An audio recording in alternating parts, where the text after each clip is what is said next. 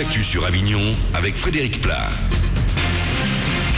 Bonjour à tous, on garde un parapluie à portée de main. Des averses parfois à caractère orageux sont annoncées pour aujourd'hui sur l'ensemble du 84. Les températures vont grimper vers 17 degrés au meilleur moment. Ce matin, il fait 11 degrés à Avignon et Saint-Rémy-de-Provence. La grisaille l'emportera également demain. C'était la météo sur Énergie Avignon avec Centerfet, le spécialiste de la fête au Pontet. Une nouvelle vague d'arrestations dans les milieux islamistes en France. La police agit en ce moment dans plusieurs villes et notamment à Carpentras, Valence, Pau et Roubaix. 10 arrestations pour le moment. Il s'agit de personnes soupçonnées d'avoir participé à des stages de formation armée en Afghanistan. Rien à voir, semble-t-il, avec l'affaire Mera.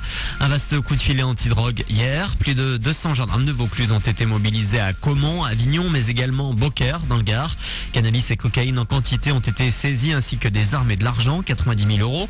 18 personnes de 17 à 35 ans ont été interpellées, toutes soupçonnées d'être impliquées dans un trafic. Les auditions vont se poursuivre aujourd'hui.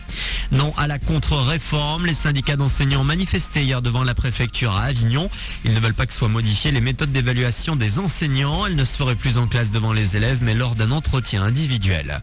Toujours au chapitre social, la grève des contrôleurs aériens. Le mouvement a pris fin cette nuit. Retour à la normale progressive dans les aéroports du pays ce matin. Quelques retards possibles encore aujourd'hui, car des centaines de vols ont dû être annulés. On passe au sport avec le foot. Parenthèse refermée pour l'OM en Coupe d'Europe. Marseille éliminé hier en quart de finale de la Ligue des Champions après une défaite 2-0 sur le terrain du Bayern Munich. Le Barça, tenant du titre, est favori à sa propre succession, continue sa route. La victoire 3-1 face au Milan AC. À suivre ce soir dès 20h45. Chelsea, Benfica et Real Madrid à Poel Nicosie. Il va couler en 3D. Titanic, le film culte, ressort aujourd'hui dans les salles avignonnaises en 3D, donc un événement énergie. 15 ans auparavant, le film avait fait plus de 20 millions d'entrées. Un public qui a forcément des souvenirs. C'est l'un des premiers films que j'ai vu au cinéma, j'étais encore jeune, et puis c'est l'un des seuls films que j'ai vu plusieurs fois. Je crois que je l'ai vu 6 ou 7 fois au cinéma. Je l'avais acheté en cassette, j'avais les affiches à la maison. Et en plus il y avait Leonardo DiCaprio, qu'on a découvert, très beau, on était toute amoureuse de lui.